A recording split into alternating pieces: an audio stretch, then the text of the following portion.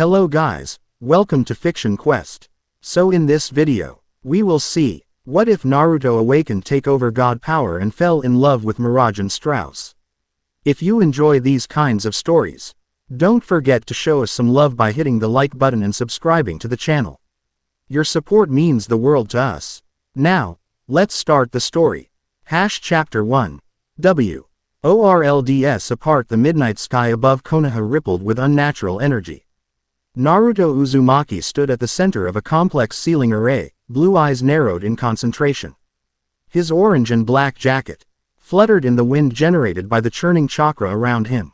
Anything yet, Naruto? Kakashi's voice came from the edge of the clearing, his silver hair glinting in the moonlight. Something's off about this portal, Naruto replied, his fingers forming a seal to channel more of his chakra. The energy signature doesn't match what Granny Tsunade described. For weeks, mysterious dimensional rifts had been appearing across the shinobi world. As the hero who had saved the world during the 4th Great Ninja War, Naruto had been tasked with investigating the largest tear, located in the forests outside Konoha.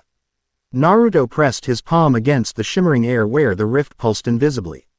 It's like it's responding to me specifically. His eyes flashed red momentarily as Kurama, the nine-tailed fox sealed within him, stirred uneasily. This energy is ancient, Naruto, ***, Kurama's voice rumbled in his mind. Older than the Sage of Six Paths. Be careful, Sakura called out from where she monitored the readings on a scroll. Your chakra levels are fluctuating wildly. Too late. The moment Naruto channeled a pulse of Kurama's chakra into the rift, the air tore open. What had been invisible became a gaping maw of swirling purple and gold energy. Tendrils of light shot out, wrapping around Naruto's arms. Fall back, he shouted, already creating shadow clones to help break free. The clones appeared but dissipated instantly in the chaotic energy. Kakashi lunged forward, lightning crackling around his hand. Naruto. The dimensional rift pulsed once, twice, then expanded violently. Naruto felt his feet leave the ground as the portal's pull became irresistible. Pain seared through his chakra network, like his very essence was being rewritten. The last thing he saw was Sakura and Kakashi's horrified faces as the vortex consumed him. Then darkness. Mirajane Strauss hummed softly as she walked along the forest path outside Magnolia. Dawn painted the sky in gentle pinks and oranges, a perfect backdrop for her morning herb gathering expedition. Master Makarov had requested specific ingredients for medicinal potions, and as fairy tales barmaid an occasional S-class wizard. Mirajane was happy to help. Her long white hair swayed as she bent to examine a cluster of blue flowers. The forest was peaceful this morning, birds singing, a thunderous crack split the air. Mirajane's head snapped up, blue eyes widening as the sky directly above tore open. Golden light spilled from the wound in reality, and within it, she caught glimpses of another world, towering trees unlike any in Fury. Strange buildings, and faces carved into a mountain. What in Earthland? She whispered, abandoning her basket and sprinting toward where the rift was collapsing. The portal vanished as quickly as it had appeared, leaving behind a smoking crater in the forest floor. Mirajane skidded down the embankment, gasping when she saw what lay at the center. A young man, perhaps her age, sprawled unconscious on the charred earth. His blonde hair was singed at the tips, and unusual whisker marks lined his cheeks. His orange and black clothing was torn and smoking, revealing an intricate spiral tattoo on his stomach that seemed to be bleeding light. Mirajane knelt beside him, pressing 2 fingers to his neck. His pulse fluttered erratically, and his skin burned with unnatural heat. Hey, can you hear me? She asked, gently turning his face toward her. The young man's eyes fluttered open briefly, startling blue, then red with slitted pupils, then blue again, before rolling back as he convulsed. Hold on. Mirajane gathered him into her arms, surprised at how heavy he was despite his lean frame. Whatever energy coursed through him felt unlike any magic she'd encountered, wild, primal, and dangerously unstable. As she lifted him, her hand brushed against the spiral marking on his abdomen. Pain lanced up her arm, accompanied by a flood of alien memories, a giant fox with 9 tails. A war spanning nations, faces of friends and enemies she'd never met. The stranger convulsed again, more violently this time. Golden energy leaked from his mouth and eyes, and Mirajane realized with horror that whatever power he contained was literally tearing him apart from within. She had seconds to make a decision. "I'm sorry," she whispered, shifting her right arm into its demonic form, the remnant of her Satan soul takeover magic. "This might hurt." Mirajane pressed her transformed hand against the spiral seal, channeling her takeover magic instinctively. Normally, his spell allowed her to absorb and control demonic entities. She had no idea if it would work on whatever energy was killing this stranger, but she had to try. Takeover. Containment seal. The Magi-C circle that formed beneath them was unlike any she'd ever created, half her familiar purple sigils, half strange spiral patterns that seemed to write themselves. The golden energy leaking from the young man diverted toward her hand, flowing into her own magical container. Pain unlike anything Mirajane had ever experienced flooded her system. This wasn't just energy, it was sentience, memory, power beyond comprehension. For a terrifying moment, she felt her consciousness slipping away, replaced by something ancient and fox-like. "What are you doing to my kit?"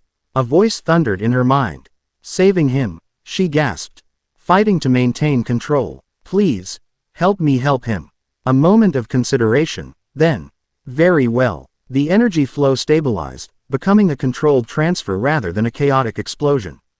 Mirajane focused on creating a new pattern, a bridge between her takeover magic and this strange power. The spiral marking on the young man's stomach stabilized, no longer bleeding light. When the last of the energy settled, Mirajane collapsed beside him, her own magic dangerously depleted. The last thing she saw before unconsciousness took her was a shimmer of gold across her skin, forming patterns that looked like ancient script. Naruto woke to the unfamiliar sensation of cotton sheets and the scent of disinfectant. His body felt wrong, lighter somehow, as if part of his core had been hollowed out. He kept his eyes closed, assessing his surroundings through other senses as Jiraiya had taught him. 4 people in the room.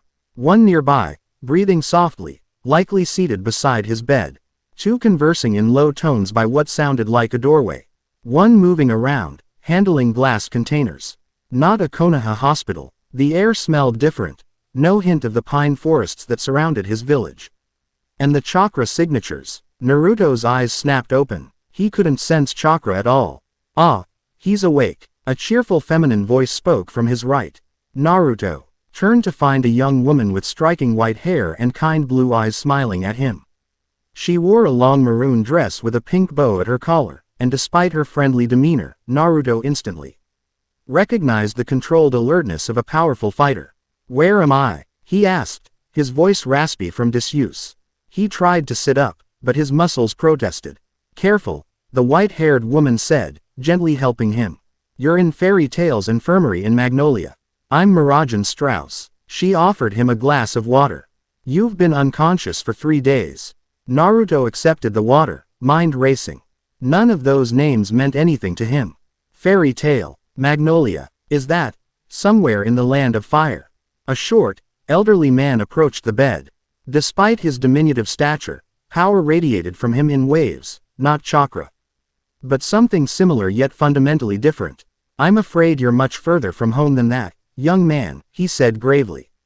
"Based on what Mirajane has told you, and what we observed while treating you, you appear to have crossed between dimensions." Memories flooded back. The dimensional rift, the searing pain, Kakashi and Sakura's faces as he was pulled away. Naruto's hand instinctively went to his stomach, where the seal containing Kurama should be. The marking was still there, but it felt different. Empty. Panic surged through him. "Kurama, Kurama," he called mentally for the 9 tails. But where the fox's presence should be, there was only a hollow silence. "If you're looking for the fox entity," Mirajane said quietly, "he's safe." Somethi, ing in her tone made Naruto look at her more closely. That's when he noticed the faint golden markings on her skin, visible just below her collarbone where her dress dipped. Markings that looked disturbingly like Kurama's chakra when it manifested visibly. "What did you do?" he demanded, tension coiling through his body despite his weakness. The elderly man stepped between them. "Mirajane saved your life. Whatever power you carried was tearing you apart after you came through the rift." Her takeover magic was the only thing that prevented your complete disintegration. Takeover magic, Naruto repeated, the term unfamiliar. Mirajane nodded, rolling up her sleeve to reveal more of the golden markings that traced along her arm like living calligraphy. It's a form of magic that allows me to absorb the powers and forms of other beings. Usually, I use it with demons, but she hesitated. When I found you, your energy was unstable. The only way to save you was to absorb some of it. Some of it, Naruto echoed hollowly. He closed his eyes, searching internally. The familiar pathways where chakra should flow felt scorched and atrophied. Kurama's presence, the constant companion he'd grown to rely on, was gone. Yet something else remained. A different kind of energy, thinner but more refined. We've never seen anything quite like what happened, the elderly man continued. I'm Makarov Drayar, Fairy Tales Guild Master. And you are Naruto Uzumaki, he replied automatically. Shinobi of Konohagakure. The terms clearly meant nothing to them. Another confirmation that he was truly in a different world. Naruto pushed back the covers, determined to stand despite his body's protests. Mirajane moved to stop him, but something in his expression made her step back. I need to see what's left, he said grimly. And then you're going to explain exactly what this takeover did. With effort, Naruto formed the hand seal for his signature technique.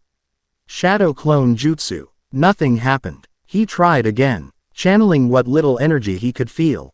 Shadow Clone Jutsu. A puff of smoke appeared, and a single, sickly-looking clone materialized before immediately dispelling. Your energy pathways were severely damaged, said a new voice.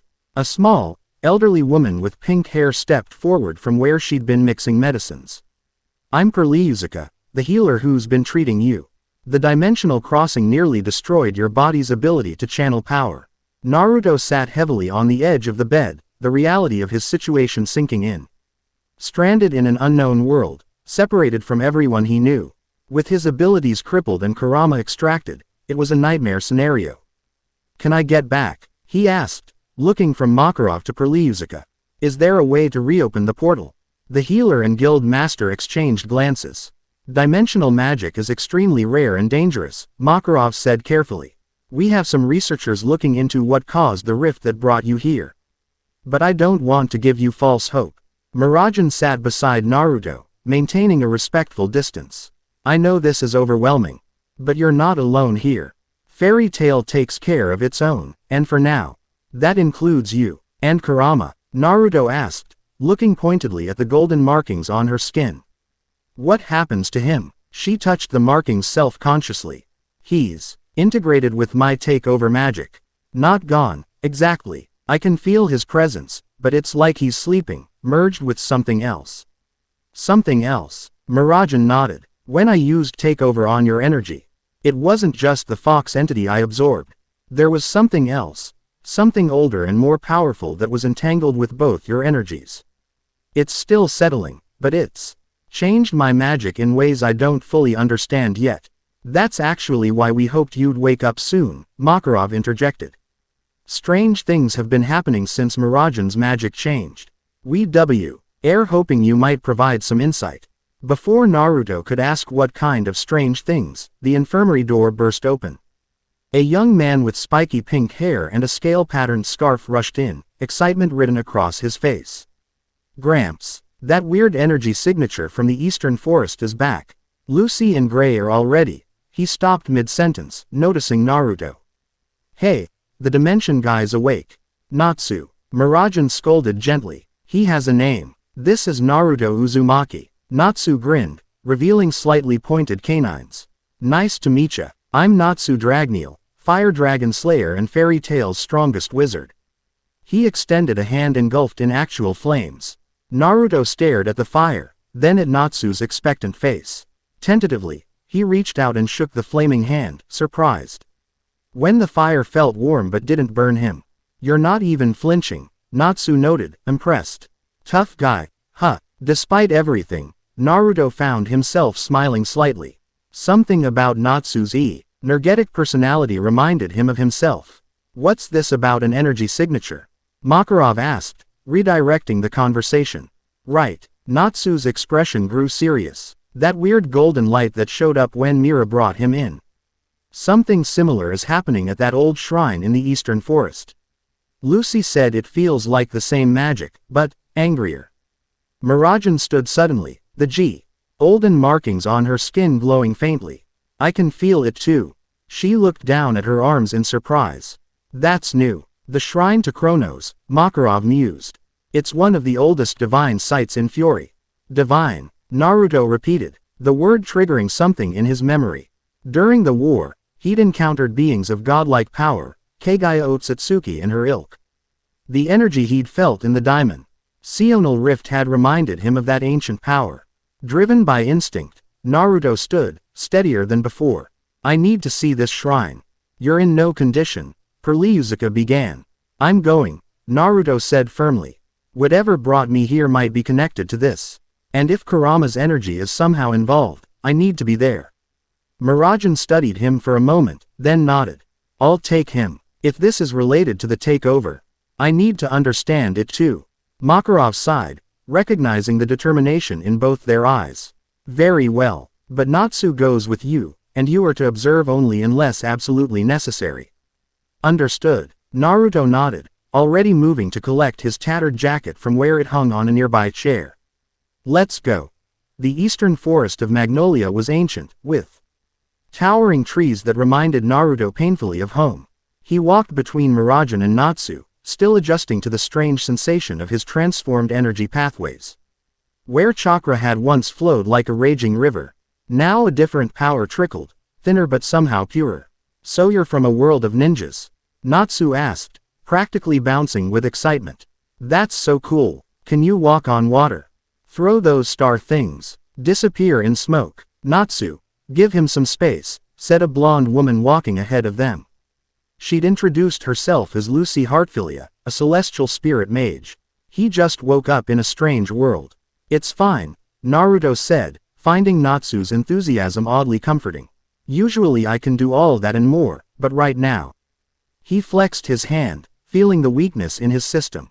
Your magic will stabilize eventually, said the dark-haired young man named Grey Fullbuster. Unlike the others, he seemed more reserved, watching Naruto with cautious interest. Though, from what Mira told us about your arrival, it might never be quite the same. Naruto glanced at Mirajane, who walked quietly beside him. The golden markings on her skin had faded to near invisibility, but occasionally they pulsed when she moved a certain way. Can you hear him at all?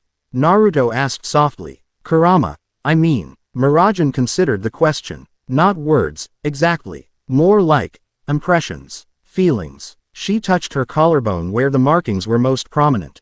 He's protective of you. That comes through clearly. Something tightened in Naruto's chest. He and Kurama had come so far from their initial antagonism. The idea that the fox was still looking out for him, even separated as they were, was deeply moving. There's something else too, Mirajane continued hesitantly. When I touch certain kinds of magic now, I get visions. Knowledge that isn't mine. She looked at him with troubled eyes. Is that normal for your power? Before Naruto could answer, the forest around them changed. The trees thinned, revealing a circular clearing dominated by an ancient stone structure. The shrine to Kronos was simple, a circular platform of weathered gray stone supporting G12 pillars arranged like a clock face. At the center stood an altar bearing the weathered statue of a hooded figure holding an hourglass.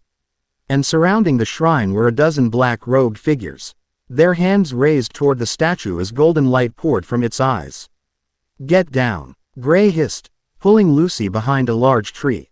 The group crouched at the forest's edge, observing the ritual in progress. The chanting was in no language Naruto recognized, but its cadence sent chills down his spine. Who are they? He whispered to Mirajane. I don't recognize their robes, she replied, her expression troubled. But that golden light, it's similar to what was coming from your seal. Natsu sniffed the air. Something smells wrong. Like old blood and weird magic. As they watched, golden light from the statue intensified, coalescing into a sphere above the altar. One of the robed figures stepped forward, drawing a ceremonial dagger. We summon the essence of the divine, the figure intoned, voice ringing across the clearing. By the ancient compact, by the sacrifice freely given, grant us the power to transcend mortal bounds. The figure raised the dagger toward their own chest. They're going to sacrifice themselves, Lucy gasped. Without thinking, Naruto stood. Stop. All heads turned toward him. The leader of the ritual lowered the dagger, hood tilting in curiosity.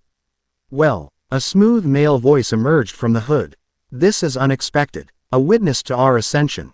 The figure raised a hand, and two robed cultists broke away, moving with inhuman speed toward the fairy tale group. Natsu immediately sprang forward, flames engulfing his fists. Fire Dragon's iron fist, he shouted, slamming a burning hand into the first cultist. The impact sent the robed figure flying backward. But they landed with unnatural grace, seemingly unharmed. Gray stepped up beside him. Ice make. Lance. Long spears of ice materialized and shot toward the second cultist, who dodged most but was clipped by one, revealing unnaturally pale skin beneath the torn robe. Lucy, stay back with Naruto. Mirajane called, her body beginning to transform. Dark energy swirled around her as she invoked, take over, Satan's soul. Naruto watched in astonishment as the kind-faced barmaid transformed into a demonic entity with clawed hands, a reptilian tail, and large scaly wings. Her hair stood up wildly, and her eyes glowed an eerie blue. Whoa, he breathed, momentarily distracted from their predicament by the sheer impressiveness of her transformation. The distraction cost him. A third cultist appeared behind him, moving faster than he could track in his weakened state. Cold fingers wrapped around his throat, lifting him off the ground. You carry the touch of divinity, the cultist hissed, face still hidden beneath their hood. But diluted, impure. Naruto struggled, trying to access even a fraction of his former power. The new energy in his system responded sluggishly, unfamiliar and resistant to his commands. Lucy moved to help him, reaching for keys at her belt, but was intercepted by another cultist. Through his dimming vision, Naruto saw Mirajane battling three cultists simultaneously. Her demonic form moving with incredible speed and power. Natsu and Gray fought back to back against four more, their fire and ice attacks lighting up the clearing. The leader of the ritual had returned to the altar, continuing the ceremony despite the battle raging around them. The golden sphere pulsed in time with the chanting, growing larger and more unstable. We don't have much time, the cultist holding Naruto said to a companion. This one might be useful. The master will want to examine him. Something snapped in Naruto then, a familiar determination that had carried him through countless battles. He might be in a strange world with unfamiliar power, but he was still Naruto Uzumaki. His hand shot up, grabbing the cultist's wrist. The new energy inside him responded to his resolve, surging through pathways that had lain dormant. His eyes flashed golden, not Kurama's red, but something older, purer. Get off me. Each word carried power, and to his surprise, golden markings similar to those on Mirajane began to appear on his own skin, spiraling up his arms. The cultists screamed, their flesh smoking where Naruto touched them. They released him, staggering backward. Naruto landed on his feet, a strange calmness settling over him. The energy flowing through him now felt right somehow, as if it had been waiting for this moment to awaken. He raised his hand toward the cultist, and golden light gathered in his palm. Rasengan, he whispered, and the swirling sphere formed, not the blue chakra construct he knew, but a golden orb that hummed with divine energy. He slammed the golden Rasengan into the cultist's chest. Instead of the usual destructive impact, the cultist's body absorbed the energy, then began to crumble like sand, black robes collapsing empty to the ground.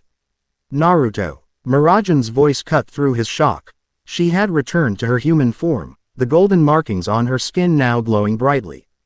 The altar. They're completing the ritual. The leader stood with arms raised. The golden sphere now the size of a large boulder and pulsing dangerously. The remaining cultists had formed a circle, channeling their energy into the growing manifestation. By the power of Chronos, breach the veil between divinity and mortality. The leader called out, grant us the power of the gods. The sphere began to descend toward the leader's outstretched hands. Without thinking, Naruto and Mirajane moved simultaneously toward the altar. As they ran, their glowing markings resonated, golden light creating a bridge between them. Now, Kit, K. Urama's voice echoed not in Naruto's mind, but in the air between him and Mirajane. Both of them heard it, their steps faltering for just a moment before renewed determination pushed them forward. They reached the altar together, hands outstretched toward the descending sphere. The moment their fingers touched the divine energy, everything changed. Visions flooded Naruto's mind, countless worlds, endless pantheons, gods and demons beyond comprehension. He saw Kurama not as the tailed beast he knew, but as a fragment of something vaster, divine chakra splintered eons ago when gods walked mortal realms. Beside him, Mirajane gasped, experiencing the same revelation. Her takeover magic, designed to absorb and control demonic entities, had connected with something far more ancient when she saved Naruto, the dormant divine essence that had always existed within Kurama and, by extension, within Naruto himself. Take over, Mirajane whispered, her voice resonating with power. Divine absorption, Naruto finished, the technique naming itself in his mind. Together, they drew the golden sphere into themselves. The cult leader screamed in rage and disbelief as their prize was stolen. The divine energy coursed through both Naruto and Mirajane, golden light emanating from their eyes and mouths as their bodies struggled to contain what they had taken. For a moment, it seemed they might fail. The power was too vast, too primal for mortal vessels. Then Naruto felt a familiar presence. "I've got you, Kit, ****. Kurama's voice rumbled, clearer now. "Both of you. This power, it's part of what created me. I can help you channel it." The fox's essence, divided between them, acted as a buffer, allowing the divine energy to integrate rather than overwhelm. The golden light stabilized, sinking beneath their skin, reinforcing the markings that now covered both of them like living calligraphy. When the light faded, Naruto and Mirajane stood transformed. Their appearances remained largely the same, but an unmistakable aura of power surrounded them. The markings on their skin pulsed once, then faded to a faint shimmer that caught the light when they moved. The cult leader backed away, hood awing to reveal a middle-aged man with aristocratic features and calculating gray eyes. "Impossible," he breathed. "You're not initiates. How could you possibly contain Kronos' essence?" Natsu, Gray, and Lucy approached cautiously, staring at their transformed companions with awe and concern. "Mira," Lucy called hesitantly. "Are you okay?" Mirajane turned, her familiar gentle smile returning out her eyes now held depths of wisdom beyond her years. "I'm fine, Lucy. Better than fine, actually." She looked at her hands, where the markings glimmered. "I think I understand now." Naruto felt too, knowledge flooding his consciousness, pieces falling into place. "Your takeover magic didn't just save me," he said to Mirajane. "It created something new, a bridge between your abilities and mine." "Divine takeover," she agreed. "The ability to absorb, contain, and utilize divine essences." The cult leader's expression shifted from shock to calculating interest. "Fascinating. Perhaps our ritual succeeded after all. Just not as expected." He bowed slightly. "I am Vasilios Theos, humble servant of the divine. And you too." He smiled thinly. "You may have just changed everything." Before anyone could respond, Vasilios raised his hand. A swirl of shadow enveloped him and the remaining cultists, and they vanished, leaving only empty robes where the defeated cultists had fallen. Natsu immediately rushed to examine the spot where they'd disappeared. Teleportation magic. Cowards ran away. Gray approached Naruto and Mirajane more cautiously. "What exactly just happened? What did you two do?" Naruto looked at Mirajane, feeling a new connection between them, a bond forged by shared power and revelation. "We absorbed the divine essence they were trying to steal," Mirajane explained. "But it's not just that energy. It's as if we've gained the ability to sense, absorb, and utilize divine power in general." "Divine power?" Lucy repeated skeptically. "You mean like god magic?" "Not exactly," Naruto said, struggling to put into words the understanding flowing through him. "It's more like the fundamental energy that gods are made of. The power that exists before it takes specific form. And you can control it?" Gray asked, ice forming unconsciously around his fingers as he tensed. Naruto flexed his hand, feeling the new energy respond to his will, more smoothly now, as if it were integrating with his damaged chakra pathways, healing them. "I think so," he said. "It feels right somehow. Like it's always been part of me, just dormant." "Because it has been," Kurama's voice echoed. Audible to everyone now. The markings on Naruto and Mirajane glowed as the fox spoke through their shared connection. All tailed beasts contain fragments of divine chakra. This world's divine essence recognized that fragment and responded to it. Great, now we've got a talking tattoo, Natsu remarked, recovering from his surprise remarkably quickly. Does this mean you guys are like gods now? Mirajane shook her head. No, we've just borrowed a small portion of divine power. But even that's going to have consequences we don't yet understand. Lucy looked around at the shrine. Now quiet and ordinary with the golden light gone. We should tell Master Makarov about this right away. And keep an eye out for that Vasilio's person. I don't trust his humble servant act. Naruto nodded, but his attention was on Mirajane. Something had fundamentally changed between them during the absorption. He could feel her presence now, a warm light at the edge of his consciousness. Just as he could feel Kurama's familiar grumpy vigilance divided between them. Are you really okay? He asked her quietly as the others began to head back toward town. Mirajane's eyes met his, and he saw in them the same mixture of wonder and concern he felt himself. I'm not sure. Okay, is the right word, she admitted. But I'm not afraid either. Are you? Naruto thought about all he had lost, his world, his friends. His connection to Kurama as he knew it, his familiar powers. Yet standing here with this remarkable woman who had saved his life and now shared in his transformed destiny. He found himself smiling genuinely for the first time since arriving in this world. Scared? Nah, he said, his old confidence returning. This is just another weird turn in the road. And I've never been one to back down from a challenge. Mirajane's answering smile lit up her face. Then I guess we'll figure this out together. She held out her hand. Naruto took it without hesitation. As their fingers touched, the golden markings on their skin resonated briefly, a visible reminder of the bond they now shared. Together, they followed their friends back toward Fairy Tail, leaving the ancient shrine behind.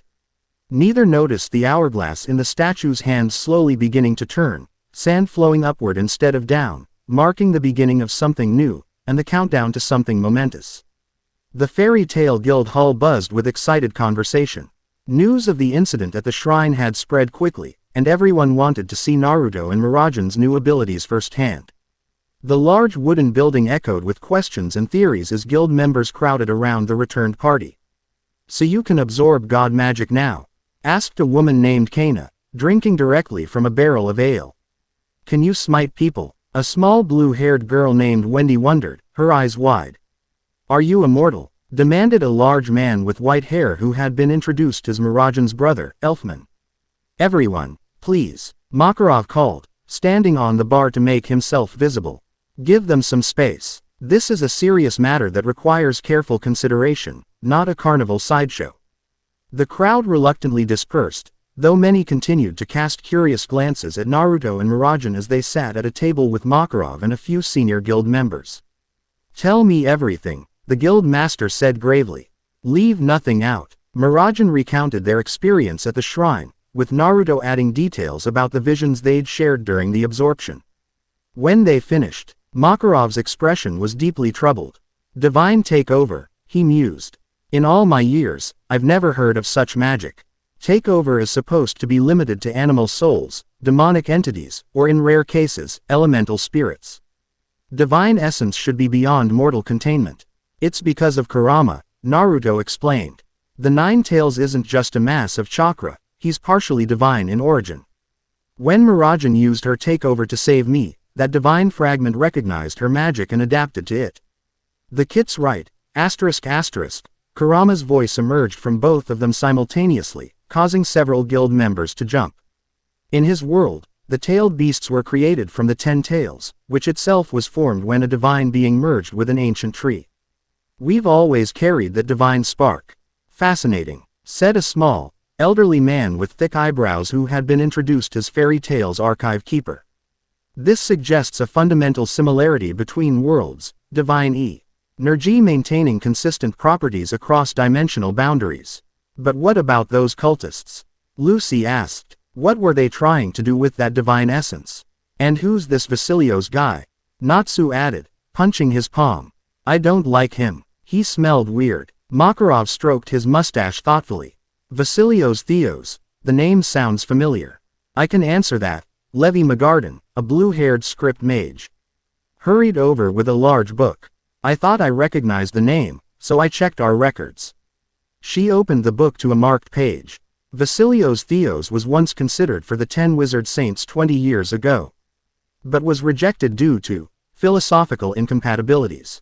What does that mean? Gray asked. It means, Makarov said grimly, that the Magic Council found his views on magic, particularly regarding divine magic, too dangerous. He believed that humans should be able to ascend to godhood through the right magical techniques. Naruto and Mirajane exchanged looks. That matches what we saw at the shrine, Mirajane confirmed. They were trying to absorb divine essence directly, which should have killed them instantly, Makarov noted.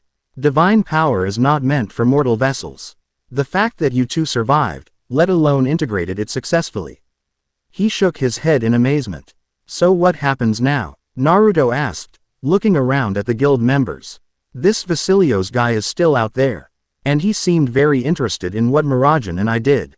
Now, Makarov said firmly, you rest and learn to control these new abilities. Whatever Vasilios is planning, he's been at it for decades. We have time to prepare properly. And in the meantime, Mirajane added, we need to figure out if there's a way to get you home. The mention of home sent a pang through Naruto's chest. In the excitement of the shrine incident, he'd momentarily forgotten his desperate situation. Kakashi, Sakura, and all his friends would be worried sick, or worse, thinking him dead. Yeah, he said quietly. Home. The guild gradually returned to its normal activities, though conversations remained centered on the day's events. Naruto found himself sitting alone at the bar, watching the guild members interact with a familiar ache. They reminded him so much of his own friends. Natsu's brash energy was like his younger self. Gray's cool competence recalled Sasuke. Lucis' determination brought Sakura to mind. It's a lot to take in, isn't it? Mirajane's voice broke through his thoughts as she placed a steaming bowl of food in front of him. I thought you might be hungry. The simple act of kindness nearly undid him. Thanks, he managed, suddenly realizing he was indeed starving. Mirajane slid onto the stool beside him as he began to eat. I can feel your sadness, you know, she said softly. Through our connection, is it very obvious to everyone else too? Naruto paused mid-bite, surprised. You can feel my emotions. She nodded, the golden markings on her skin briefly shimmering. Not clearly, more like impressions. Right now, you're homesick, worried about your friends, and... She tilted her head, as if listening to something distant. Confused about what's happening between us.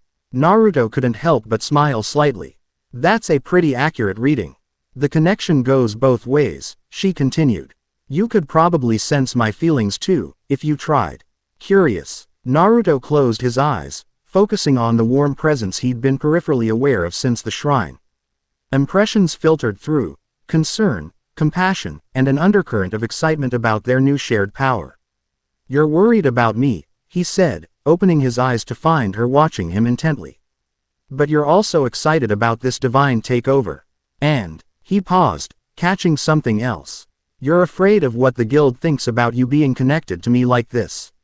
Mirajane smiled, a hint of melancholy in her expression. They've only just gotten used to me using Satan's soul again after years of suppressing my powers.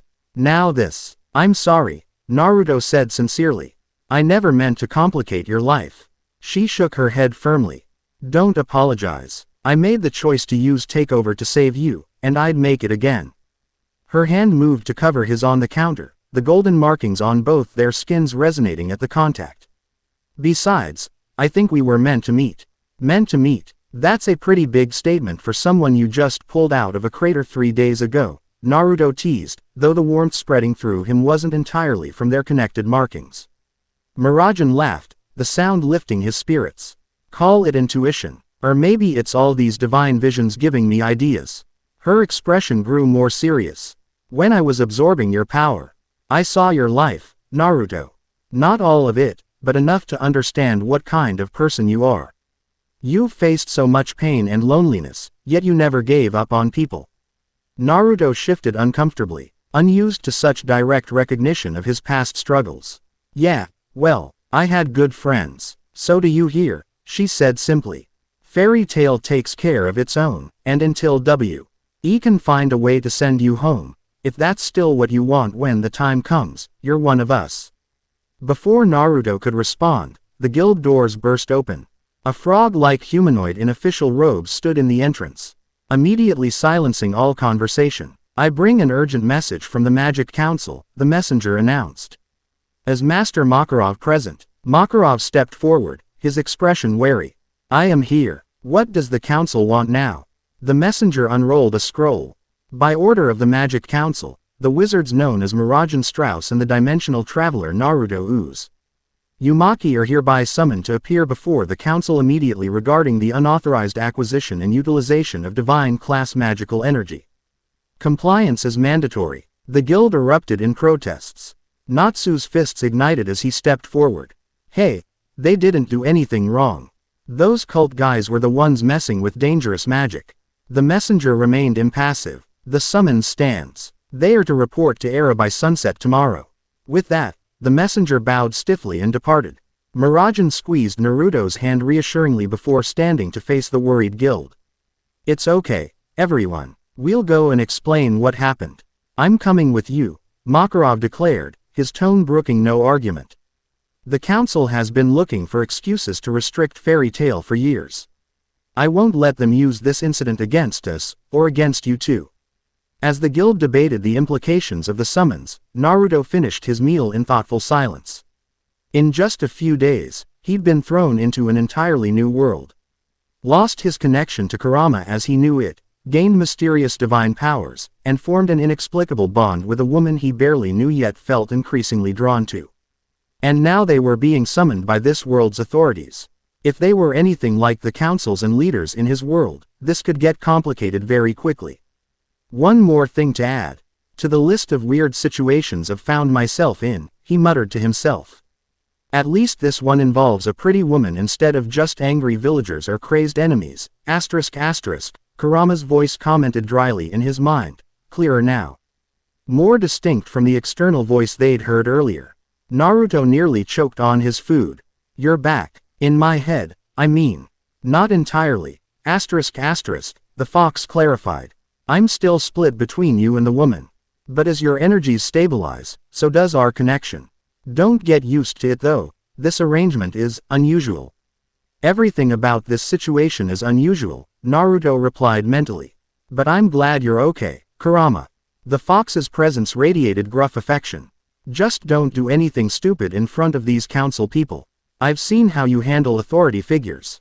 Naruto grinned despite himself. Some things, at least, remained comfortingly familiar, like Kurama's perpetual lack of faith in his diplomatic abilities. Tomorrow would bring new challenges with this Magic Council. But tonight, surrounded by the boisterous members of Fairy Tail as they pledged support and offered advice, Naruto felt something he hadn't expected to find in this strange new world, a sense of belonging. His gaze found Mirajane across the room, where she was reassuring her siblings. As if sensing his attention, she looked up, their eyes meeting over the crowded hall. The connection between them pulsed, golden light briefly illuminating the markings on their skin. Whatever this divine takeover power was, whatever it meant for both of them, they would face it together. And maybe, just maybe, it would help him find his way home, or to wherever he was truly meant to be. Chapter 1 End. Chapter 2. Sacred Boundaries. Morning light spilled through the windows of Fairy Hills, the women's dormitory of the Fairy Tail Guild. Mirajane sat at her vanity, examining the golden markings that traced delicate patterns across her skin. They had faded to a subtle shimmer overnight, nearly invisible unless she channeled magic through them. Still getting used to them? Asked Lizana, her younger sister, leaning against the doorframe. Mirajane smiled. Hey are actually quite beautiful when you look closely. Like living calligraphy. And the voice in your head.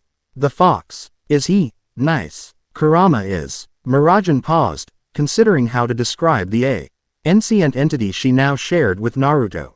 Complicated. Grumpy but protective. He mostly stays quiet unless there's danger. I can hear you, you know, Kurama's voice grumbled within her mind. Mirajane suppressed a laugh, still adjusting to these internal conversations. Her fingers traced the most prominent marking that curved around her collarbone. Since the incident at the shrine, she'd felt d.f.f. errant, more attuned to the world around her, aware of energies she'd never noticed before. "Are you nervous about the council meeting?" Lizanna asked, helping Mirajane select a modest dress for the occasion. "A little," Mirajane admitted. "The Magic Council has always been wary of powers they don't understand. And what Naruto and I did." She shook her head. "I'm not sure even we understand it yet." A gentle knock interrupted them. Urza Scarlet, the guild's armored S-class mage, stood at the doorway, her expression serious as always. "The carriage is ready," she announced. "Master Makarov and Naruto are waiting downstairs." Mirajane nodded, taking one last look in the mirror. The woman who stared back seemed outwardly the same as always. Long white hair, gentle blue eyes, kind smile, but something in her gaze had changed. Carrying depths that hadn't been there before. Divine essence, the power that formed gods themselves, now intermingled with her takeover magic. "Let's not keep them waiting," she said, smoothing her dress and following Urza downstairs. The journey to Era, home of the Magic Council, was tense but uneventful. Naruto sat opposite Mirajane in the carriage, watching the unfamiliar countryside of Fiori pass by. He'd borrowed fresh clothes, simple black pants and a blue tunic with the fairy tale emblem, his tattered shinobi gear beyond repair. "You're worried," Mirajane observed, the connection between them making his emotions impossible to hide. Naruto ran a hand through his spiky blonde hair. "In my world, councils and authorities usually meant trouble for Jinchuriki like me. People with power sealed inside them," he clarified, seeing her questioning look. "The Magic Council can be rigid," Makarov said from his seat by the window, "but they're not unreasonable. They primarily want information about this divine takeover and assurance it poses no threat to public safety." "And what if they decide it does?" Naruto asked. The old guild master's expression darkened. "Then they'll have to go through Fairy Tail first." The simple declaration warmed Naruto. It reminded him of how the Leaf Village had eventually come to accept and protect him, the loyalty of a community that stood by its own. "We have nothing to hide," Mirajane said confidently. "We stopped a dangerous ritual and contained power that would have caused devastation in the wrong hands." "Or in any hands," Kurama added, his voice now audible to both of them through their connection. "Divine essence isn't meant for mortal vessels. The fact that you two haven't exploded yet is unexpected." "Your confidence is inspiring," Naruto replied dryly. Mirajane laughed, the sound lightening the mood in the carriage. Naruto found himself watching her more than the passing scenery, the way sunlight caught in her white hair. How her eyes crinkled slightly when she smiled. The connection they shared made her feel at once familiar and mysterious, like a song he'd known all his life but was only now hearing the lyrics to. "I can feel you staring," she said without looking at him, a hint of teasing in her voice. Naruto quickly averted his gaze, feeling his cheeks warm.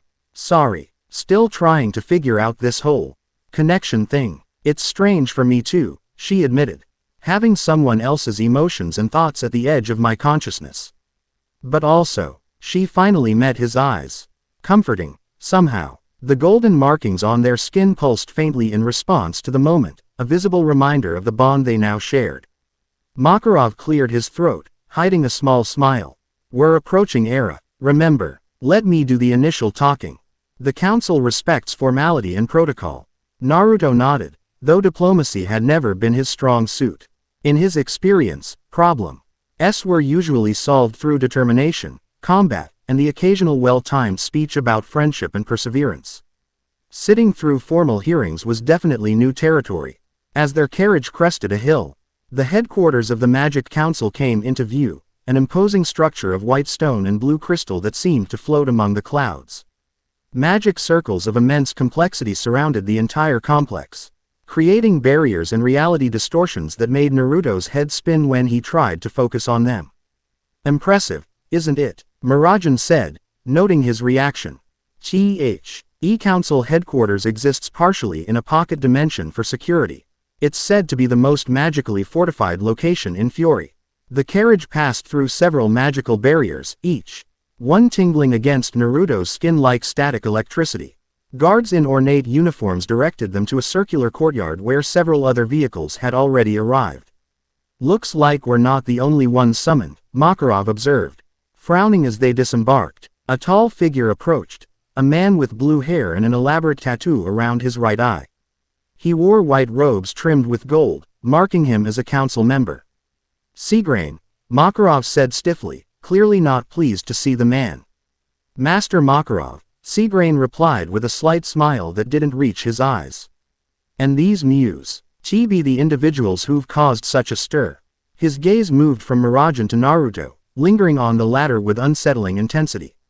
The dimensional traveler. How fascinating. Naruto felt an immediate dislike for the man. Something about him reminded him of Orochimaru, a predatory intelligence lurking behind a polished facade. We're here as requested, Makarov said. The hearing has been expanded in scope. Seagrain interrupted smoothly. The council has determined that this matter warrants a full inquiry rather than a simple hearing. Several experts have been called to testify, and he paused, his smile widening. Another interested party has requested to participate. What other party? Mirajane asked, a thread of concern in her voice. As if in answer, another carriage arrived, this one black with silver trim. The door opened to reveal a familiar figure, the middle-aged man from the shrine, Vasilios Theos. He wore formal robes of midnight blue, and his aristocratic features were composed in an expression of dignified concern. Naruto tensed, instinctively moving closer to Mirajane. What's he doing here? Apparently, Seagrain said, Lord Theos has valuable insight into the nature of divine magic and the incident at the Chronos Shrine. The council values comprehensive information. Vasilios approached, offering a respectful bow to the group. Master Makarov, Miss Strauss, Mr. Uzumaki, I hope you don't mind my participation. After witnessing your remarkable feat at the shrine, I felt obligated to share my expertise with the council. Your expertise nearly resulted in a catastrophic release of divine power, Makarov said coldly. Vasilios' expression remained pleasant, though his eyes hardened. A misunderstanding, I assure you. My followers were attempting to contain an unstable manifestation, not harness it. Something I look forward to clarifying for the council. He turned to Naruto and Mirajane. I'm particularly interested in how you two manage to absorb and integrate divine essence without preparation. Most unprecedented. Before either could respond, a bell tolled somewhere in the complex.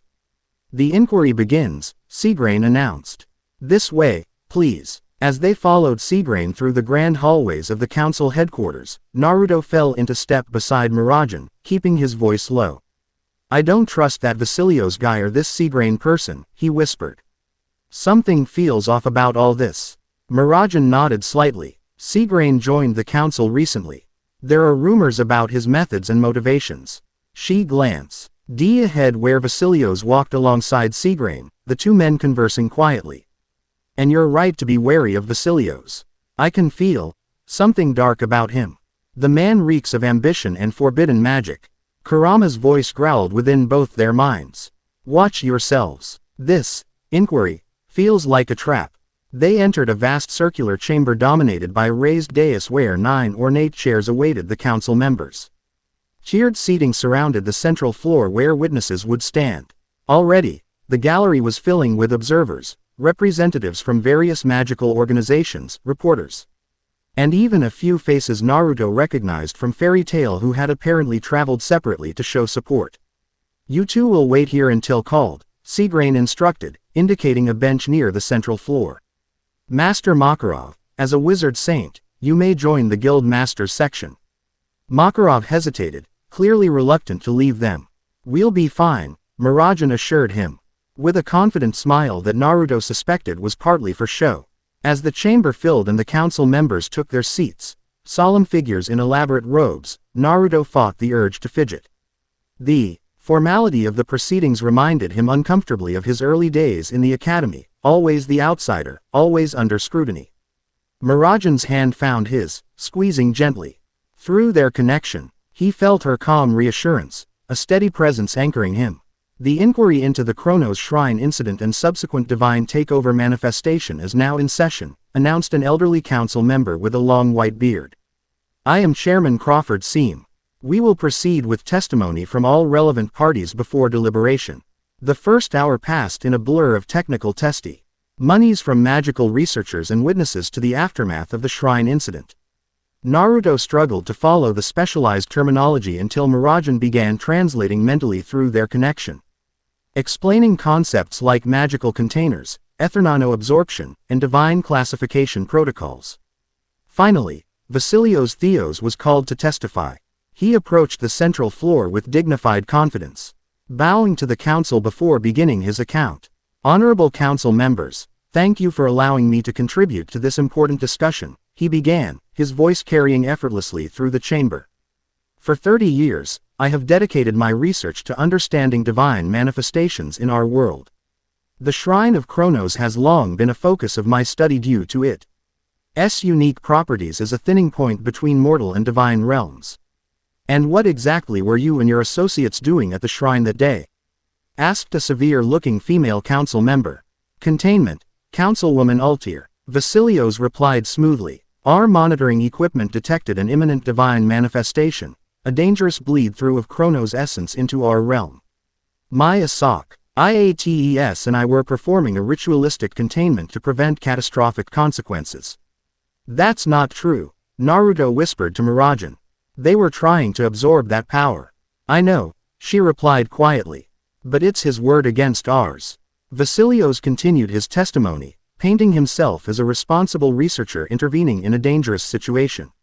When Miss Strauss and Mr. Uzumaki interfered, they inadvertently created the very situation we were trying to prevent, direct mortal contact with divine essence. The fact that they survived at all is miraculous, or perhaps suggestive of prior preparation. Murmurs spread through the chamber at the implication. Naruto felt his temper rising. Is he suggesting we planned this? He hissed. Easy, kid, Kurama cautioned. He's baiting you. Chairman Seam leaned forward. You're suggesting their absorption of the divine essence was not accidental. Vasilios spread his hands. I merely find it curious that a dimensional traveler and DA takeover mage happened to be present at the exact moment of manifestation, and that they possessed the precise combination of abilities needed to survive direct divine contact. Naruto's patience snapped. He stood abruptly, drawing all eyes to him.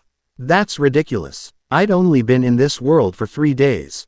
Mr. Uzumaki, the chairman said sternly, you have not been called to testify yet. Mirajane tugged Naruto back down, her mental voice firm in his head. Don't play into his hands. We'll get our turn. Vasilios merely smiled at the interruption. As I was saying, the combination is remarkable. In my decades of research, I've documented hundreds of cases of attempted divine interaction. All ended in tragedy until now. And what is your assessment of the current situation? Seagrain asked, leaning forward with keen interest. Unprecedented and potentially dangerous, Vasilios said gravely. Divine essence within mortal vessels creates an inherent instability. While Miss Strauss and Mr. Uzumaki appear stable now, my research suggests this is likely temporary.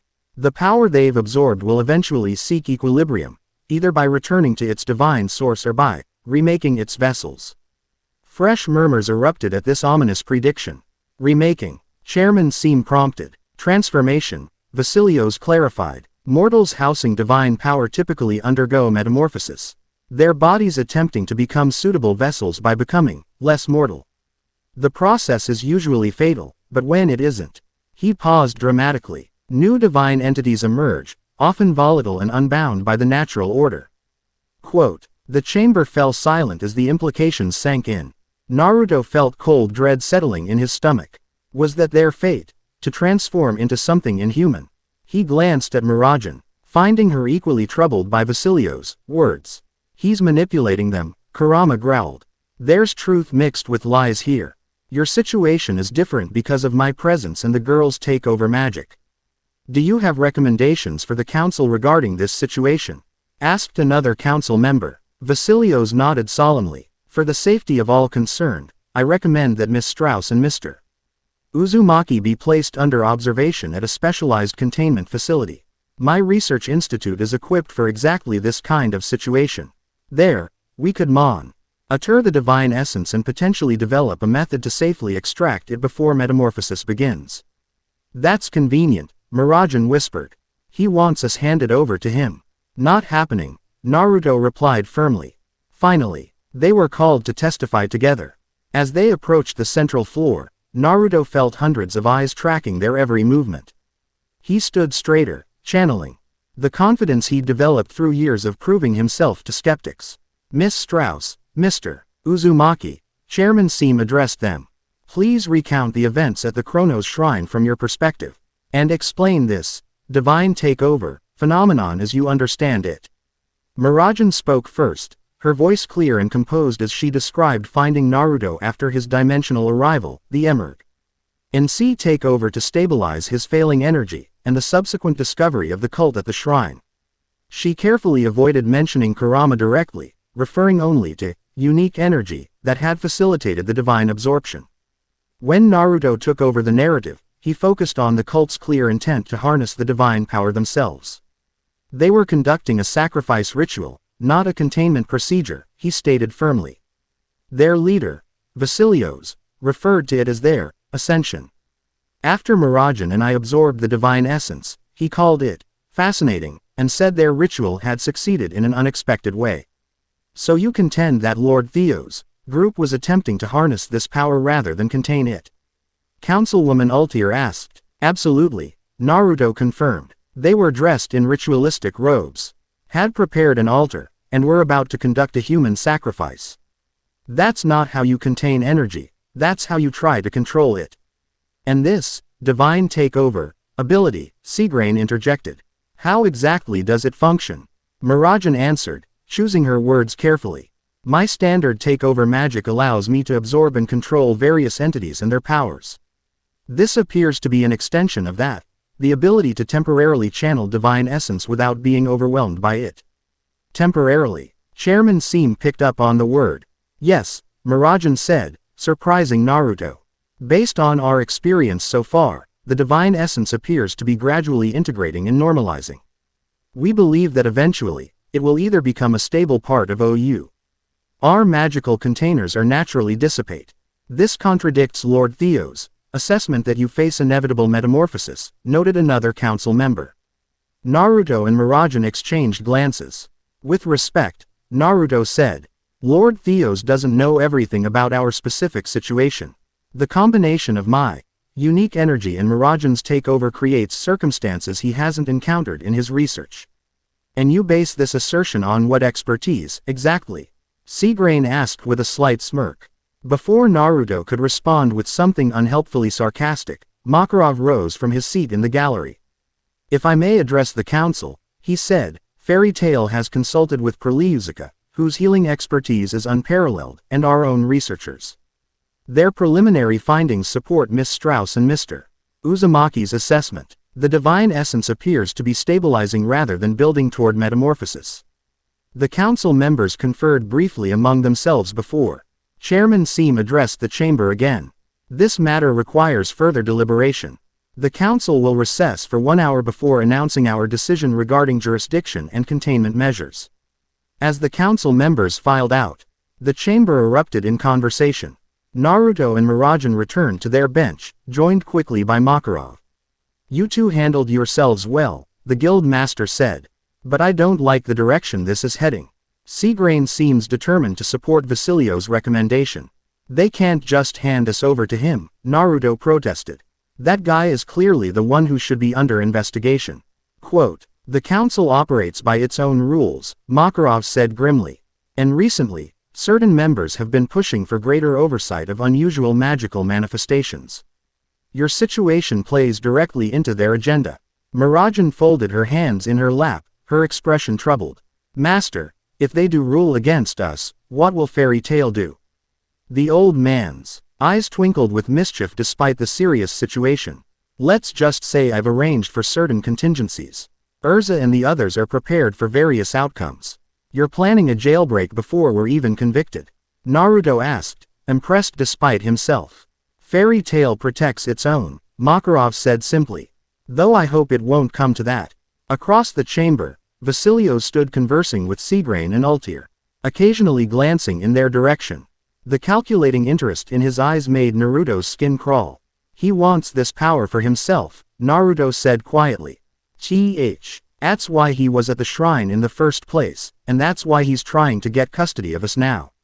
Mirajane nodded. The question is why. What does he plan to do with divine power if he obtains it? Nothing good, Kurama rumbled through their connection. Men who seek godhood rarely have benevolent intentions. As the recess continued, various guild members came to offer support, Urza with her stern encouragement. Natsu promising to bust them out, if necessary, Lucy offering research assistance. Their solidarity reminded Naruto painfully of his friends back home, strengthening his resolve to handle this situation properly. When the council members returned to their seats, the chamber fell silent. Chairman Seam's expression was grave as he addressed the assembly. After careful consideration of the testimony and evidence presented, the Magic Council has reached a decision. While we acknowledge the service rendered in preventing potentially catastrophic release of divine energy at the Chronos Shrine, the continued presence of unregulated divine essence within mortal vessels presents an unacceptable risk to public safety. Naruto's heart sank. He knew what was coming next. Therefore, Mirajane Strauss and Naruto Uzumaki are hereby ordered to submit to containment and observation at a council-designated facility for a period not to exceed 30 days, during which time experts will assess the stability of the divine essence and determine appropriate long-term measures. Makarov stood immediately. The council has no jurisdiction over dimensional visitors, and as fairy tales master, I formally request custody of both individuals under guild protection protocols. Overruled, Seagrain said smoothly. The threat assessment classification supersedes guild autonomy in this instance. And where is this council-designated facility? Mirajane asked, though her tone suggested she already knew the answer. Chairman Seam nodded to Vasilios. The Theos Institute for Transcendent Research has been contracted to provide appropriate containment and monitoring, under council supervision. Vasilios stepped forward, his expression a perfect mask of professional concern. I assure you both, our only interest is your safety and the public welfare. Our facility offers the best chance of resolving this situation without harm to anyone. Naruto stood, fists clenched. Whatever protest he was about to make was interrupted by a tremendous crash as the chamber's massive doors burst open. Framed in the doorway stood a council messenger, his frog-like face contorted with panic. Emergency, he gasped. Attack at Mercurius Castle. The royal family is under siege by unidentified assailants using divine class magic. The chamber erupted in chaos. Council members demanded details while security forces mobilized. Through the commotion, Naruto noticed something odd. Vasilios showed no surprise at the news. If anything, there was a flicker of satisfaction in his eyes before he composed his features. This is connected, Naruto said to Mirajane. Too convenient timing. She nodded, her eyes narrowing as she watched Vasilios conferring urgently with Seagrain. A distraction, perhaps, or part of a larger plan. Chairman Seam raised his voice above the din. Council forces will respond to the palace emergency immediately. As for the containment order, with respect, Chairman, Makarov interrupted. If divine magic is being used in this attack, perhaps Miss Strauss and Mr. Uzumaki could assist. Their new abilities might be precisely what's needed in this situation. Several council members nodded thoughtfully at this suggestion. Even Seagrain seemed to consider it, though Vasilios looked decidedly unhappy. A field test under controlled circumstances could provide valuable data, Councilwoman Ultier mused, and if they prove capable of countering divine class threats. After a brief consultation, Chairman Seam addressed Naruto and Mirajane directly. You will accompany a council response team to Mercurius Castle. Your actions there will be evaluated as part of our assessment. Afterward, the containment order will be revisited based on your performance and the threat you pose, or potentially mitigate. We accept, Mirajane said before Naruto could respond, her hand finding his to squeeze it in warning. Through their connection, he felt her strategic thinking. This was their opportunity to prove themselves valuable rather than dangerous, and possibly discover what Vasilios was really planning. Very well, the chairman said. You leave immediately. Seagrain will lead the response team. As they were escorted from the chamber, Naruto caught Makarov's eye. The guild master gave an almost imperceptible nod toward a side corridor where Urza waited in the shadows. A backup plan, Naruto realized. If things went wrong at the castle, Fairy Tail was prepared to intervene. The swift organization of the response team left little time for private conversation. Soon Naruto and Mirajane found themselves in a magical vehicle speeding toward Crocus, the capital city of Fury, alongside Seagrain and a squad of Rune Knights. The tension in the vehicle was palpable, with Seagrain watching them with calculating eyes while the Knights maintained respectful distance, clearly wary of their divine-infused passengers. "Do you know what we're dealing with?" Naruto asked Seagrain as the vehicle sped along roads cleared by advance messengers. "Reports indicate 5 to 7 assailants," Seagrain replied. "They breached the castle's magical defenses with unusual ease and have taken control of the throne room where the royal family was holding court. Their magic is described as golden light that burns through everything it touches. Similar to what we absorbed at the shrine," Mirajane noted. "Precisely why your assistance was requested," Seagrain said with a thin smile. "Consider it an opportunity to demonstrate that this divine takeover of yours can serve the kingdom rather than threaten it." The implied threat wasn't lost on either of them. This was a test. Perform well and prove their control, or fail and confirm the council's fears. "Be careful, both of you," Kurama warned through their connection. "This timing is too perfect. Someone wants to see your abilities in action." But who? Naruto wondered silently. Vasilios, the council, someone else. The magical vehicle crested a hill, revealing Crocus spread below them, a beautiful city of white stone and flowering gardens surrounding the magnificent Mercurius castle at its center. Even from a distance, they could see the problem. Golden light blazed from the castle's central tower, pulsing in unnatural patterns. "Divine manifestation," Mirajane whispered, the markings on her skin responding to the distant energy, glowing faintly beneath her clothes. Naruto felt it too, a pull toward the castle, as if the divine essence within him recognized and reached for its kin. "I don't like this. It feels familiar somehow." They reached the castle grounds to find them in chaos. Royal guards and early responding Rune Knights maintained a perimeter around the central structure, many sporting burns and injuries. Medical teams worked frantically among the wounded. A tall, armored woman approached as they disembarked, Captain Arcadios of the Cherry Blossom Holy Knight Squadron, the royal family's personal guard. "The situation has deteriorated," he reported grimly. "The attackers have erected a barrier around the throne room. Anyone attempting to breach it is repelled with severe magical burns.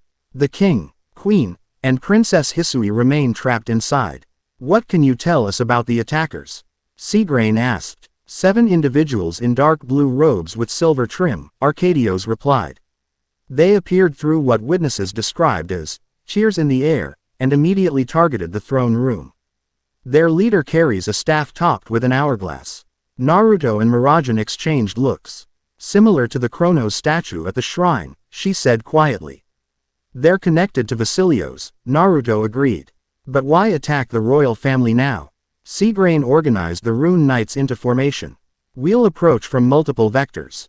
Miss Strauss, Mr. Uzumaki, your objective is to counter the divine barrier specifically. If you can disrupt it, our forces can extract the royal family." "And the attackers?" Mirajane asked. "Neutralize with appropriate force," Seagrain replied coldly. "They've committed high treason by attacking the crown." They moved through the castle's grand halls, following the trail of destruction, melted stone, shattered artifacts, injured guards. The closer they got to the throne room, the more Naruto felt the divine energy calling to him, making the markings on his skin burn and pulse. "It wants us to absorb it," he realized aloud. "The divine essence we carry is responding to its counterpart. That could be an advantage," Mirajane said thoughtfully, "if we can channel it away from their control." They reached the antechamber to the throne room where the barrier was visible, a shimmering wall of golden energy that scorched everything it touched. Several failed breach attempts had left the surrounding area blackened and melted. "Everyone stand back," Mirajane instructed, stepping forward with Naruto. "We need space to work." As the knights retreated to a safe distance, she turned to Naruto. "I have an idea, but it requires us to synchronize our divine takeover. Are you willing to try?"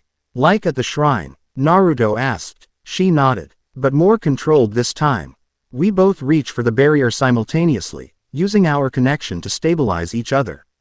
It could work, Kurama commented. The divine essence you see. Ari would recognize its counterpart as kin rather than enemy. Naruto grinned. Worth a shot. Not like we have a better plan. They stood before the barrier, close enough to feel its heat on their faces. The golden markings on their skin responded immediately, glowing brightly through their clothes. On 3, Mirajane said, reaching for his hand. 1, 2, 3. They pressed their palms against the barrier together. Instead of burning them, the energy rippled like water at their touch, recognizing something familiar. Naruto felt the divine essence within him surge forward eagerly, reaching for its counterpart. Take over. Divine channel. Mirajane called out, activating her magic. Golden light spread from their hands, forming a circular opening in the barrier. Rather than dispelling entirely, the energy redirected, flowing into them like water into a drain. The sensation was overwhelming. Power flooding their systems, ancient knowledge flashing through their minds, visions of stars being born and dying. Steady. Kurama's voice anchored them. Don't absorb it all. Just enough to create passage. The opening widened until it was large enough to step through. Seagrain immediately signaled the Rune Knights forward. Secure the royal family, he ordered. You two, maintain that opening. Holding the pathway stable required intense concentration. Naruto felt sweat beading on his forehead as divine energy continued to pour into him and Mirajane, testing the limits of their capacity. I'm starting to see why people aren't meant to hold this stuff, he muttered through gritted teeth. It's like trying to contain an ocean. Focus on me, Mirajane said, her voice strained but steady. Our connection stabilizes it. Knights poured through the opening they maintained, shouting orders and battle cries as they engaged the robed attackers visible within. Through the gap, Naruto caught glimpses of the throne room, once opulent, now scarred by divine fire. The royal family who, DD led behind upturned furniture while robed figures maintained a ritual circle around what appeared to be a tear in reality itself, a vertical rift pulsing with the same golden light. They're opening another dimensional portal, Naruto realized, like the one that brought me here. Before they could process this information, one of the robed figures noticed their handiwork on the barrier. The figure raised their staff, directing a concentrated beam of divine energy directly at Naruto and Mirajane. Look out, Naruto shouted, instinctively moving to shield Mirajane despite knowing she was fully capable of defending herself. The beam struck the opening they maintained, destabilizing it. Divine energy rebounded chaotically, throwing them backward into the antechamber wall with bone-jarring force. The barrier sealed itself, trapping the forward knights inside. Damn it, Naruto groaned, helping Mirajane to her feet. Now what? She straightened, determination flashing in her eyes. Now we stop holding back. The markings on her skin flared brilliantly as she assumed a stance Naruto hadn't seen before, hands positioned precisely, feet grounded. Divine takeover. Partial manifestation. Golden light enveloped her right arm, transforming it into something otherworldly, crystalline and radiant, fingers elongated into elegant talons that seemed to exist in multiple dimensions simultaneously. The transformation continued up to her shoulder, where it merged seamlessly with her human form. Your turn, she said, her voice echoing strangely. Feel the divine essence. Let it reshape a part of you temporarily. Naruto closed his eyes, focusing on the power they'd just absorbed. Unlike chakra, which he'd spent years learning to control, divine essence seemed to have its own intelligence and purpose. Rather than forcing it into shape, he needed to guide it, suggest rather than demand. Divine takeover, he murmured, concentrating on his left arm. Partial manifestation. The sensatio N was unlike anything he'd experienced, not painful, but fundamentally transformative, as if his very atoms were being rearranged into something more cosmic than flesh. When he opened his eyes, his left arm had become similar to Mirajane's, golden, partially translucent, with patterns of light flowing beneath the surface like circuitry. Wow, he breathed, flexing fingers that left trails of light in the air. This is divine, Mirajane finished, a slight smile playing on her lips despite the dire situation. Now, let's try again. Together, they approached the barrier once more. This time, instead of trying to open it, they pressed their transformed limbs directly into it. Divine absorption, they called in unison. The barrier didn't just open, it collapsed entirely, the energy flowing into their transformed arms like water down a drain. In seconds, the entrance to the throne room was clear, leaving the robed figures inside visibly shocked at the sudden disruption of their magic. Igraine and the remaining knights rushed forward immediately, engaging the cultists in combat. Magical attacks flew in all directions, lightning, fire, earth, and water magic from the knights meeting golden divine blasts from the cultists. Naruto and Mirajane moved directly toward the dimensional rift at the center of the room, instinctively understanding it as the primary threat. The leader of the cultists, a tall figure wielding an hourglass-topped staff, moved to intercept them. "The vessels," the leader called, voice reverberating unnaturally. "How interesting. Vasilios will be pleased." "Who are you?" Naruto demanded, golden arm raised defensively. "What's your connection to Vasilios Theos?" The leader laughed, the sound discordant and wrong. "I am merely a herald. The divine ascendance approaches, and you too." The figure pointed at them with the staff. "You are unexpected variables in the equation." The staff pulsed, releasing a wave of divine energy that scattered the knights and threw furniture around the room like toys. Only Naruto and Mirajane stood firm, their divine manifestations absorbing the brunt of the attack. "Get the royal family out," Mirajane shouted to Igraine, who had maintained his position near the thrones. "We'll handle the rift." The cult leader twirled the staff, creating a barrier between them and the rift.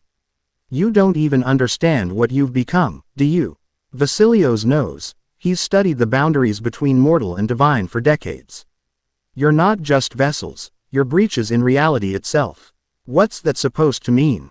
Naruto asked, channeling divine energy into his transformed arm, preparing a counterattack.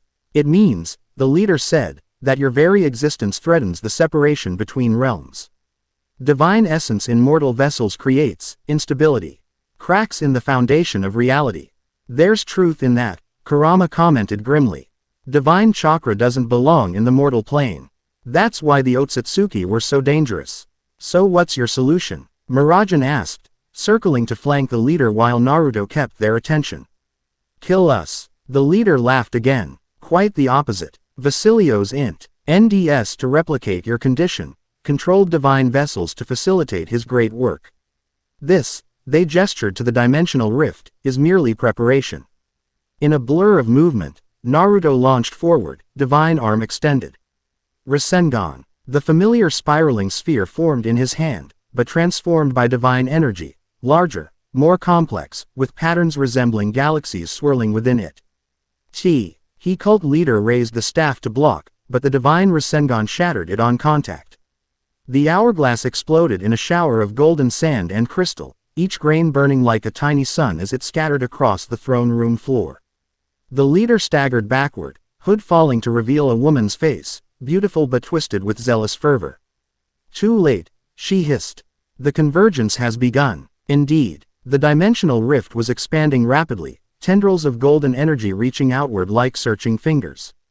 As each tendril touched something, floor, wall, furniture, it transformed the material, making it shimmer and partially dematerialize. "We need to close it," Mirajane said, moving to Naruto's side. "Like we absorbed the barrier." They approached the rift cautiously. Unlike the barrier, which had been a constructed magical effect, this was a tear in reality itself, far more dangerous and unpredictable.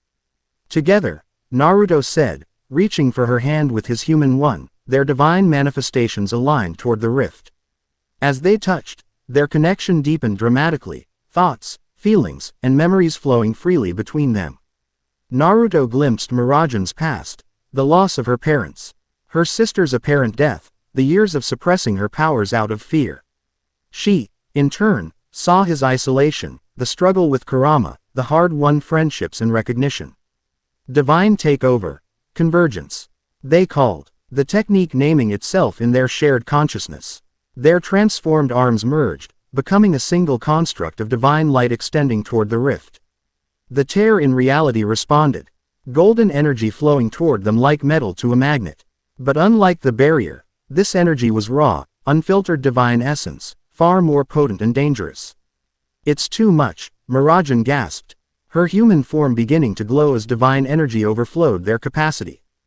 Channel it elsewhere, Kurama urged. You can't contain this much divine essence directly. Naruto understood immediately. The cultists. Weapons. He shouted to the knights. Gather them in the center of the room. Quickly. Seagrain, having successfully evacuated the royal family, directed the knights to collect the fallen staffs, daggers, and focus crystals the cultists had been using. They piled the items beneath the rift at Naruto's direction. Now what? Seagrain demanded. Stand back, Mirajane warned, her voice echoing strangely as divine energy continued to pour into them. Together, she and Naruto redirected the flow, channeling the excess divine essence into the collected items. The weapons began to glow, then vibrate, then transform, melting and reforming into a single crystalline structure that rose toward the rift like a growing tree. Divine vessel, they commanded in unison. The crystal structure connected with the rift, creating a circuit. Divine energy flowed from the tear in reality into the crystal, which contained and stabilized it.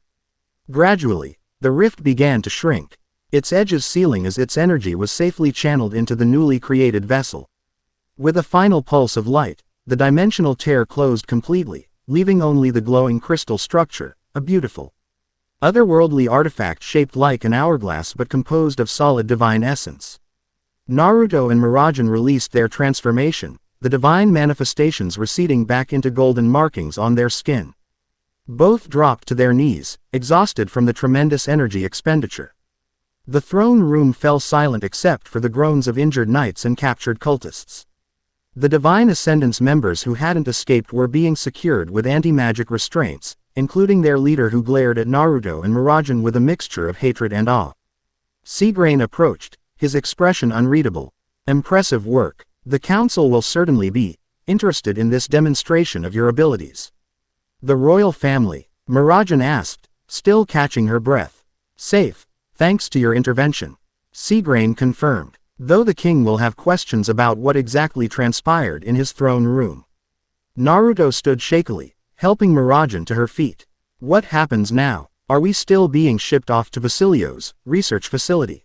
Seagrain's eyes narrowed slightly. That decision may need reconsideration in light of today's events. The council will want a full debriefing. He glanced at the crystal structure still glowing at the center of the room. And determination of what to do with that. It's a stabilized vessel for divine energy, Mirajane explained. Safer than having it loose in the environment or trying to contain it ourselves. Indeed, Seagrain gestured to a squad of knights who approached the crystal cautiously. Secure it for transport to Era. The council's researchers will want to examine it thoroughly. As the knights worked, Naruto pulled Mirajane aside, keeping his voice low. This was too convenient, he murmured. The attack happening right when we were at the council, the cultists working for Basilio's, the dimensional rift. Something bigger is going on. Mirajane nodded, her expression troubled. The Chi leader said were breaches in reality. What did she mean by that? She meant, Kurama's voice rumbled within their minds, that divine essence doesn't just grant power, it creates connections between realms. Your condition is likely affecting the stability of dimensional boundaries. Like the rift that brought me here in the first place, Naruto realized. Could that be why it happened? Some connection to divine energy on both sides. Before they could explore this further, Captain Arcadios approached, bowing formally. His Majesty wishes to express his profound gratitude for your assistance today, he said.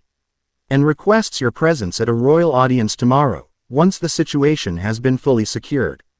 An audience with the king?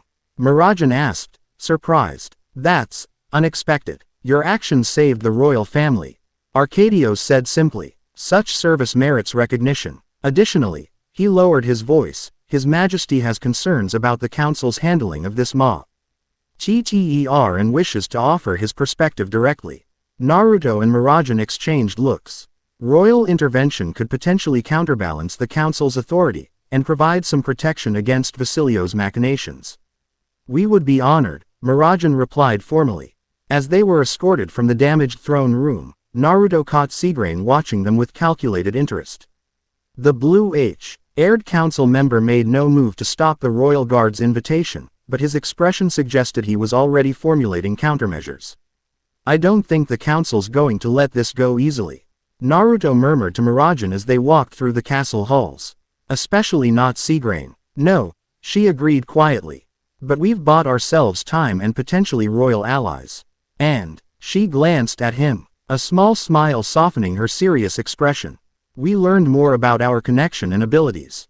The mention of their connection brought back vivid memories of the moment their consciousness had merged during the divine convergence technique, the intimacy of sharing thoughts, feelings, and memories. It had been brief but profound, creating a deeper understanding between them. Han should have been possible in the short time they'd known each other. Yeah, Naruto said, feeling suddenly self-conscious. About that, I saw some of your memories. And I saw yours, she replied softly. The loneliness, the fox, Kurama, the people who became your family despite everything. I saw your siblings, he said. How much you care about them. The way you stopped using your powers after Lizana. Mirajane's expression clouded briefly. It's strange to have someone know so much about you so quickly. Good strange or bad strange? Naruto asked hesitantly. She considered this for a moment before meeting his eyes. Good strange, I think. It's comforting not having to explain everything. You just understand. Something warm unfurled in Naruto's chest, a feeling of connectio. And he'd experienced only with his closest friends after years of shared struggles. Yet here it was, forming rapidly with this remarkable woman from another world entirely. You two are getting dangerously sentimental, Kurama grumbled. Though there was an undercurrent of amusement in the fox's tone. Perhaps focus on the imminent threats before the romantic entanglements. Both blushed slightly at Kurama's blunt assessment, creating an awkward but not unpleasant moment as they continued through the castle. The royal guest quarters were luxurious beyond anything Naruto had experienced, spacious rooms with high ceilings, elegant furniture, and expansive windows overlooking the gardens of Crocus. After the chaos of the throne room battle, the quiet opulence felt almost surreal. Mirajane sat on a velvet-upholstered chair, carefully writing a report to send back to Fairy Tail while Naruto paced restlessly, still buzzing with excess divine energy from their encounter. How can you be so calm? He asked, watching her precise, elegant handwriting flow across the page. We just fought cult members, saved a royal family, and found out we might be causing dimensional instability just by existing. She looked up with a small smile. This isn't my first crisis. When you've been in Fairy Tail as long as I have, you develop a certain perspective on chaos. Fair enough, Naruto conceded, dropping into a chair across from her. But what do we do about Vasilios? He orchestrated that attack somehow, I'm sure of it. I agree, Mirajane said, setting down her pen. And the dimensional rift is particularly concerning given your situation. What if he's trying to create more passages between worlds? Or worse, break down the boundaries permanently? Naruto ran a hand through his hair, a nervous habit when thinking deeply. The cult leader called it the divine ascendance. Whatever Vasilios is planning, it involves more than just getting divine power for himself. The dimensional aspects are troubling, Kurama added, his presence stirring within them both. In my world, manipulating the boundaries between realms never ended well. The Otsutsuki clan nearly destroyed everything in their pursuit of such power. We need more information, Mirajane concluded. About Vasilios, his research, this divine ascendance cult, and how it all connects to dimensional travel. A knock at the door interrupted their discussion. Captain Arcadios entered, his expression grave despite his formal bow. I apologize for the intrusion, but there's been a development, he said. The cultists taken into custody have all died simultaneously in their cells. Died? Mirajane stood in alarm. How? Self-destruction of some kind, Arcadios replied grimly. Their bodies simply disintegrated into golden dust. Our mages believe it was a contingency spell activated remotely. To prevent interrogation, Naruto guessed. Vasilios covering his tracks. Arcadios nodded. Precisely our suspicion. Additionally, we've received reports that the council has voted to postpone your containment order pending the royal audience tomorrow. Councilman Seagrain appeared, displeased with the decision. Small victories, Mirajane murmured. There's one more thing, Arcadios added, reaching into his armor to retrieve a small crystal vial containing what appeared to be glowing golden sand. This was found in the cult leader's possession. Our specialists are reluctant to analyze it directly given its divine classification. Naruto took the vial carefully. The moment his fingers touched the crystal, the golden markings on his skin responded. Pulsing in recognition. It's similar to the energy we absorbed, but processed somehow. Mirajane moved closer, her own markings reacting similarly. May I? She asked, and Naruto handed her the vial. She examined it carefully, then uncorked it and tipped a single grain of the golden sand onto her palm. Immediately, the marking on her hand absorbed it, and her eyes widened. Divine lacrima, she whispered. They've found a way to crystallize divine essence into usable form. Is that possible? Arcadios asked, alarmed. It shouldn't be, Mirajane replied, recorking the vial quickly. Divine energy is too volatile for conventional containment. But somehow they've stabilized it. Like we did with the crystal in the throne room, Naruto noted. Similar, she agreed, but more refined, more portable. Arcadios frowned. What would be the purpose of such a creation? Naruto and Mirajane exchanged grim looks, both reaching the same conclusion simultaneously. God-slaying magic, Mirajane said quietly. If consumed or implanted, these lacrima could grant divine-level powers to ordinary mages, similar to how dragon slayers can be created artificially through lacrima implantation. An army of god slayers, Naruto elaborated, seeing Arcadios' confusion. Fighters specifically empowered to battle gods, or become godlike themselves. The captain's face paled. I must inform His Majesty immediately. This goes beyond a simple attack on the castle. After Arcadios departed with the vial, Naruto sank back into his chair, mind racing with implications. If Vasilios is creating artificial god slayers, that explains his interest in us. We're proof the concept works, mortals containing divine power. But why? Mirajane wondered. What's the ultimate goal of the divine ascendants? Even with god slayers, you can't actually overthrow the divine order itself. Can't you? Kurama's voice was unusually solemn. In my world, Kagaya Otsutsuki consumed the divine fruit and nearly became a god herself. Had she succeeded fully, she would have rewritten the natural order according to her will. The implications hung heavy in the air between them. If the Vasilios sought not just power but actual godhood, the ability to reshape reality itself, then the threat was far greater than a mere cult or political maneuvering. We need to find his research facility, Naruto decided. See exactly what he's working on and stop it before it goes further. The Theos Institute is officially registered with the council, Mirajane said, thinking aloud. But I doubt his real work happens at the public location. There must be a hidden site somewhere. Another knock at the door revealed a royal servant bearing a tray of food and a sealed message. After the servant departed, Mirajane broke the wax seal on the letter. It's from Master Makarov, she said with surprise. He's here in Crocus with Urza and Gray, monitoring the situation. And her eyebrows rose. He says Levi has found something important in the archives about Vasilios' past research locations. They want to meet us tonight. Naruto grinned, spirits lifting at the prospect of action. Looks like we're not waiting for the royal audience after all. As night fell over Crocus, Naruto and Mirajane slipped out of their guest chambers, using a combination of Naruto's shinobi stealth techniques and Mirajane's knowledge of magical concealment to avoid the palace guards.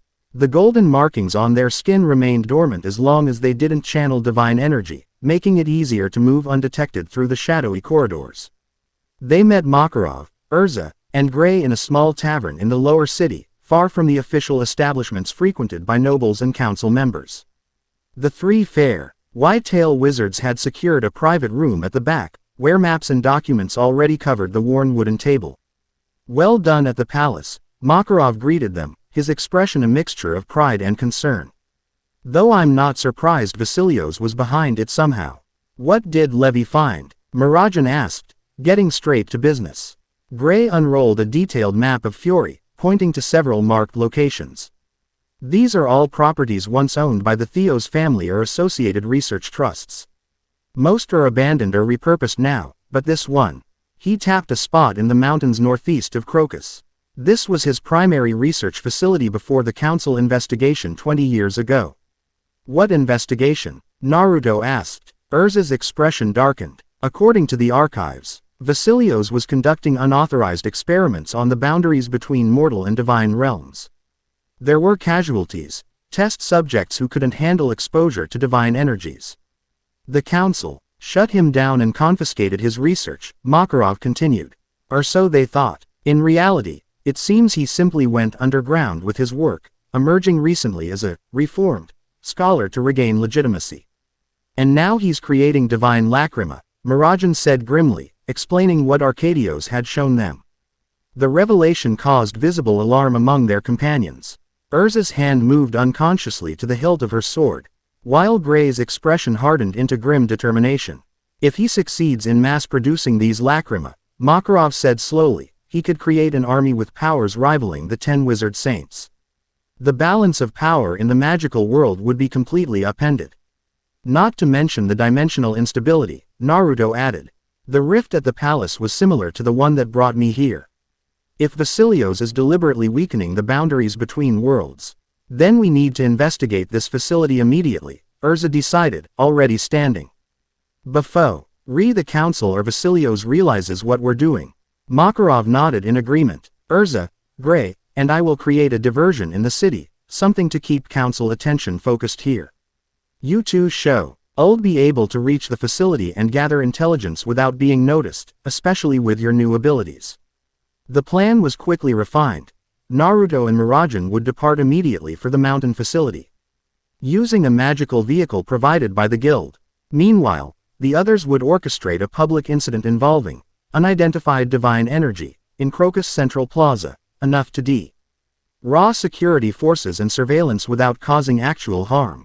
Be careful, Makarov warned as they prepared to separate. If Vasilios truly is developing divine weapons, the facility will be heavily guarded. This is reconnaissance only. Learn what you can and get out safely. And if we find something that can't wait? Naruto asked, already knowing the answer. The old guild master's eyes twinkled despite his serious expression. Then use your best judgment. Fairy Tail has never been known for its restraint when facing immediate threats. The mountain roads were treacherous in the darkness, winding through dense forests and along steep cliffs. Mirajane handled the magical vehicle with impressive skill, channeling her magic to power it while Naruto kept watch for potential pursuers. How are you feeling? She asked after they'd been traveling in comfortable silence for some time. After using the divine takeover at the palace, I mean. Naruto flexed his left arm, remembering the sensation of divine transformation. Strange but good, like I found a piece of myself I didn't know was missing. He glanced at her profile, illuminated by the vehicle's lacrima lights. You seem to kn. Out what you were doing with the partial manifestation technique. Instinct, mostly, she admitted. Takeover magic is about adaptation, understanding the essence of what you're incorporating and finding harmony with it. The divine energy wants to flow in certain patterns, I just followed its lead. It's different from how I used chakra, Naruto reflected. That was about control and willpower, forcing energy to obey. This divine stuff, it's more like a partnership. Mirajane nodded, navigating a particularly sharp turn. Exactly. And our connection seems to stabilize it somehow. When we work together, the divine essence responds more harmoniously. They lapsed into another comfortable silence, each contemplating the implications of their evolving abilities.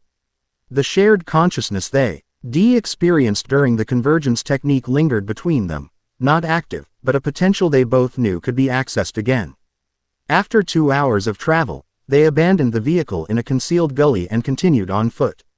The former Theo's research facility was supposedly hidden in a valley beyond the next ridge, accessible only by a narrow mountain path. As they climbed higher, the air grew thin and cold. Naruto was grateful for the warm cloak Urza had provided, though he noticed Mirajane seemed unbothered by the temperature. Takeover adaptations, she explained when he mentioned it. My body adjusts to environmental conditions automatically now, a side effect of housing multiple entities over the years. The path eventually opened onto a view of the valley below, illuminated by the full moon. What they saw made both stop in their tracks. That doesn't look abandoned, Naruto murmured. The former research facility was clearly active, a sprawling complex of buildings nestled in the valley floor. Surrounded by a high wall, lights blazed from windows and yards, and figures moved about in organized patterns that suggested guards on patrol. Most concerning was the massive E structure at the center, a tower of dark stone with a dome top that glowed with faint golden light. Divine energy, Mirajane whispered, the markings on her skin responding to the distant power. A lot of it. They found a sheltered observation point among the rocks and settled in to study the facility. Naruto's shinobi training proved invaluable as he identified patrol patterns, security measures, and potential entry points. The main gate has magical barriers, he noted, pointing to the shimmer in the air around the entrance. But that service entrance on the east side looks less protected. Probably for supply deliveries. Mirajane nodded in agreement. I count at least 30 guards on the perimeter, plus whatever's inside. More than we expected for a reconnaissance mission. You're not seriously considering a direct infiltration, Kurama said skeptically. Even with divine power, you're vastly outnumbered. We need to know what's in that central tower, Naruto replied mentally. The divine energy is strongest there. After careful observation and discussion, they developed a plan. Mirajane would use her Satan soul transformation to fly them both to the eastern wall under cover of darkness. From there, Naruto's stealth skills would get them past the initial security, and they would use divine energy only if absolutely necessary to avoid detection.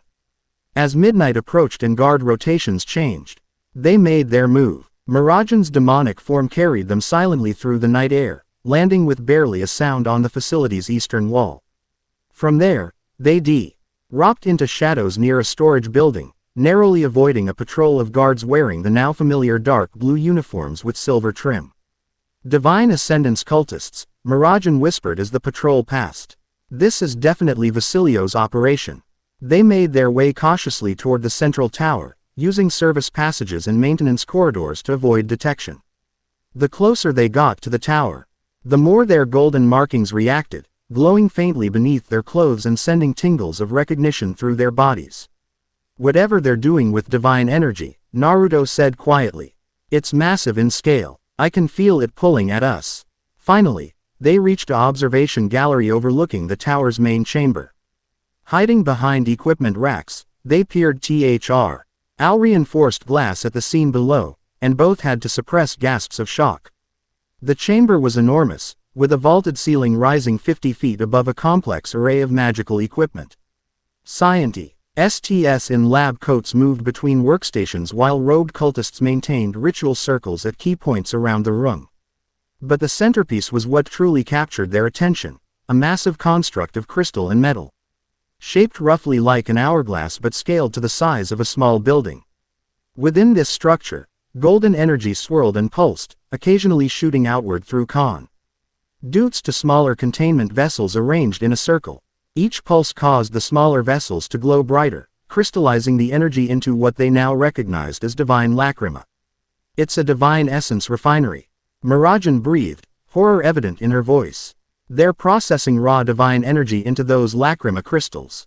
But where are they getting so much divine power from? Naruto wondered. Even what we absorbed at the shrine wasn't this substantial. A door opened on the chamber floor, and a familiar figure entered. Vasilio's Theos, now dressed in elaborate ceremonial robes similar to those his followers wore. But more ornate, he was accompanied by two assistants carrying recording equipment and what appeared to be diagnostic tools. Today's yield is impressive, Vasilio's voice echoed through the chamber, amplified by the acoustics. Stability at 78% and increasing. The Chronos essence responds well to the new containment matrix. One of the assistants approached with a tablet displaying data. The dimensional harmonics are still fluctuating, Lord Theos. We're recording increasing anomalies in the surrounding area. Vasilio's waved this concern away. Expected and irrelevant. Once we achieve critical mass, dimensional stability will be the least of our concerns. Naruto and Mirajane exchanged alarmed glances. Whatever Vasilio's was planning, it clearly involved deliberately destabilizing dimensional boundaries. As they watched, Vasilio's approached one of the smaller containment vessels, now filled with glowing crystals. With reverent care, he extracted one, the size of a large marble, and held it up to the light. Perfection, he murmured. When implanted, each of these will grant a fraction of divine power to the recipient. Together, they will form the vanguard of the new order. The first phase of implantation subjects are prepared, sir, reported one of the assistants. 30 candidates, all highly compatible according to the screening process. Excellent. Begin the procedure immediately. I want the first cohort operational before. A sudden alarm cut him off. Blaring sirens and flashing lights that sent the chamber's occupants into immediate action. Vasilios looked up sharply, directly toward the observation gallery where Naruto and Mirajane hid. Intruders detected in Sector 7. Announced a mechanical voice over the facility's communication system. Divine energy signatures identified. They can sense our divine marks, Mirajane realized, already backing away from the glass. It's Fairy Tail's vessels, Vasilios said, his voice carrying clearly despite the alarms. Secure the refinery and capture them immediately. They must not be harmed. Guards rushed into the observation gallery, forcing Naruto and Mirajane to abandon stealth for direct action. Golden markings blazing to life on their skin, they fought their way back toward the corridor they'd used to enter. We need to get this information back to Makarov, Mirajane said, transforming her right arm into its divine form to deflect an incoming attack. Vasilios is creating artificial god slayers and deliberately causing dimensional instability. Naruto formed a golden Rasengan in his palm, using it to clear a path through the guards without causing lethal damage.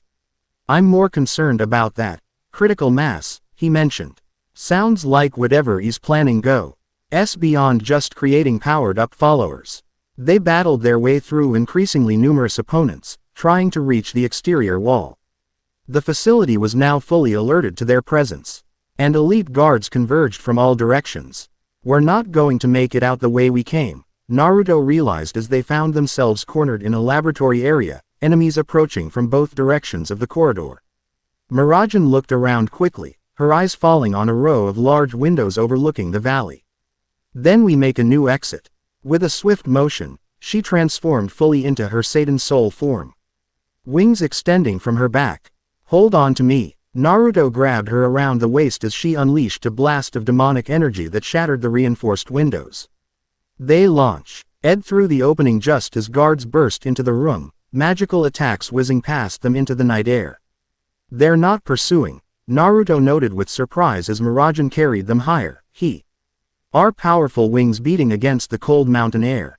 They can't fly, she replied, scanning the facility below. But they'll send. A massive pulse of golden energy erupted from the central tower, expanding outward like a shockwave. Mirajane swerved sharply, but the edge of the blast caught them, sending them tumbling through the air. Divine rejection, Mirajane gasped as she struggled to regain control of their flight. They're using divine energy to target us specifically. Another pulse formed, larger than the first. Instinctively, Naruto channeled divine energy to his free hand, creating a golden shield that absorbed the incoming blast rather than being repelled by it. Head for those trees, he shouted, pointing to a dense forest area beyond the facility's perimeter. We need cover. They barely reached the tree line before a third pulse struck, this one powerful enough to overload Naruto's shield and send them crashing through branches to the forest floor. Mirajane's transformation dissipated from the impact, leaving them both bruised and disoriented among fallen pine needles and broken branches. You okay? Naruto asked, helping Mirajane to her feet. I've had worse landings, she replied with a grimace, checking a cut on her arm. But we need to move. They'll have ground teams searching soon. They plunged deeper into the forest, using the dense vegetation for cover. As they put distance between themselves and the facility, behind them, they could hear vehicles and shouting as search parties deployed. After an hour of evasion, they found temporary shelter in a small cave hidden behind a waterfall. The roar of falling water would mask their voices and the cold spray would help conceal their body heat from magical detection. We need to contact Makarov, Mirajane said, catching her breath as they settled into the damp cave. But any communication magic might be detected. Naruto sat heavily on a rock, wincing at various minor injuries from their escape. I don't suppose Fairy Tail has anything like Konoha's summoning animals. In my world, I could use a toad to carry messages. Mirajane shook her head, then paused thoughtfully. Not exactly, but there might be a way. My takeover includes various entities with different abilities. One of them, a lesser demon called Citri, has a limited form of telepathic communication. Worth a shot, Naruto encouraged. Though I'm not sure how demon telepathy will interact with our divine energy. Only one way to find out, she said, closing her eyes to concentrate. The transformation was subtle, no full takeover, just a slight darkening of her skin tone and elongation of her fingers into delicate claws. When she opened her eyes, they glowed a soft purple. Cetri's whisper, she murmured, placing her clawed fingertips against her temples. Reach Master Makarov. For several tense moments, nothing seemed to happen. Then Mirajane gasped, her back arching as conflicting energies battled within her, the divine essence reacting violently to the demonic transformation. Naruto moved to her side, instinctively reaching for her. The moment his hands touched her shoulders, their golden markings aligned, creating a stabilizing circuit. The divine energy calmed, allowing the demonic transformation to complete properly. I'm okay, she assured him, though her voice now carried an otherworldly echo. The connection is forming. I can sense Makarov, he's still in Crocus. Her eyes unfocused as she channeled the telepathic message, relaying everything they'd discovered at the facility. Naruto kept his hands on her shoulders, maintaining the stabilizing connection between their divine markings. Finally, she relaxed, the partial transformation receding. Message delivered. Makarov says to stay hidden. They've created a significant diversion in Crocus. Apparently Natsu got a bit carried away, and the council is fully occupied. They'll send extraction at dawn. Dawn's hours away, Naruto noted, glancing at the cave entrance where the waterfall continued its endless descent. And Basilio's people are still searching. Mirajane nodded, suddenly looking exhausted. The combined strain of multiple transformations, battle, and conflicting magical energies had taken its toll. You should rest, Naruto said, guiding her to a relatively dry portion of the cave floor. I'll keep watch. She started to protest but couldn't suppress a yawn. Wake me in 2 hours. We'll take shifts. Naruto agreed, though he had no intention of waking her until necessary. He settled at the cave entrance, artially concealed behind the waterfall's curtain, where he could monitor the forest below for search parties. As Mirajane slept, Naruto reflected on everything they'd witnessed. Basilio's divine refinery, the planned implantation of divine lacrima into followers, the deliberate destabilization of dimensional boundaries, it all painted a disturbing picture of a man seeking not just power but fundamental change to the world's order. He reminds me of Madara, Kurama commented, his voice a quiet rumble in Naruto's mind. Convinced that the natural order is flawed and that he alone can create a better reality. Those types never work out well, Naruto replied mentally. But what's his endgame? Even with artificial god slayers, he can't actually become a god himself, can he? I wouldn't be so certain, the fox cautioned. Divine essence doesn't just grant power, it can fundamentally transform. If he gathers enough and finds a way to incorporate it all at once. The implications were disturbing. Naruto glanced back at Mirajane's sleeping form, her white hair spilling across the stone floor of the cave. In the dim light, the golden markings on her skin pulsed gently with her heartbeat. A reminder of the power they both now carried. Hours passed uneventfully as Naruto maintained his vigil. Occasionally, distant lights moved through the forest as search parties continued their efforts. But none approached their hidden sanctuary. Eventually, the first hints of dawn lightened the sky beyond the waterfall, casting the cave in a gentle blue glow. You were supposed to wake me, Mirajane's soft voice came from behind him. Naruto turned to find her sitting up, looking remarkably composed despite having slept on stone. You needed the rest more than I did. She moved to join him at the cave entrance, watching the lightening sky through the shimmering veil of water. Any sign of pursuit? Search parties in the valley, but none near us, he reported. I think we lost them in the forest. They sat in comfortable silence for a while, shoulders nearly touching as they waited for Makarov's extraction team. Despite the danger of their situation, Naruto felt an unusual sense of peace in this quiet moment with Mirajane. I've been thinking about what we saw, she said eventually. The refinery, the lacrima, the dimensional disruptions, it's all connected to what happened to you, isn't it? Naruto nodded slowly. The rift that brought me here must have been an early effect of Basilio's experiments. And now our presence, carrying divine essence, is probably accelerating whatever process he started. Which means stopping him might be the key to stabilizing the dimensional boundaries, Mirajane concluded. Perhaps even creating a way for you to return home. The possibility hung between them, bittersweet in its implications. If defeating Vasilios opened a path back to Konoha, it would also mean separation from this new world, and from Mirajane. You're both getting ahead of yourselves, Kurama interjected. First, you need to survive Vasilios and his cult. Then worry about dimensional travel. The fox's pragmatism broke the momentary tension, earning small smiles from both of them. Always the optimist, Kurama, Naruto quipped. Someone has to be the realistic one here, the fox replied dryly. A subtle shift in the air outside caught their attention, a rhythmic whooshing that suggested approaching flyers. Tensing for potential combat, they moved deeper into the cave, preparing defensive positions. But instead of cultists, a familiar face appeared through the waterfall, Urza Scarlet. Hovering in her Heaven's Wheel armor, multiple swords floating around her in a protective array. There you are, she said with evident relief. The master sent me to find you. Are you injured? Nothing serious, Mirajane assured her, stepping forward. How did you find us? Natsu, Urza explained, a hint of amusement in her otherwise serious expression. We brought him as a tracker. He's currently holding position with Gray about half a mile south. We should join them quickly. Council forces have been mobilized to this area following reports of unauthorized magical research. They followed Urza through the dawn-lit forest, moving quickly but carefully to avoid lingering search parties from the facility. Eventually they reached a small clearing where Gray, Natsu, and Happy waited with a magical vehicle large enough to transport them all. You two look terrible, was Natsu's greeting, though his wide grin took any sting from the words. Find anything good at the creepy mountain lab. Vasilios is creating divine lacrima and implanting them in his followers, Mirajane explained as they boarded the vehicle. He's building an army of artificial god slayers Heil deliberately weakening the boundaries between dimensions. Gray whistled low. That explains the weird energy fluctuations we've been feeling all over Fury.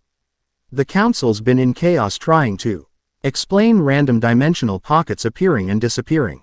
Master Makarov wants you both back in Magnolia immediately, Urza said, taking the driver's position. The council has apparently split on how to handle this situation. Some members want to apprehend Vasilios, while others, including Seagrain, seem reluctant to move against him directly. Politics, Natsu spat disgustedly. While they debate, this Vasilios guy gets stronger. As the vehicle sped through mountain passes, heading south toward Magnolia, Naruto found himself watching the landscape with mixed emotions. In just a week, this strange world had gone from alien territory to something almost familiar, largely due to the people who had welcomed him so readily. Beside him, Mirajane dozed lightly, the motion of the vehicle lulling her back to sleep after their eventful night. Without conscious thought, Naruto's hand moved to cover hers where it rested between them. Their golden markings responded, creating a gentle warmth where their skin touched. The connection between them had deepened beyond the mere magical bond created by the divine takeover. Shared danger, merged consciousness during their convergence technique, and quiet moments of understanding had created something neither had anticipated, a relationship that defied the short time they'd known each other.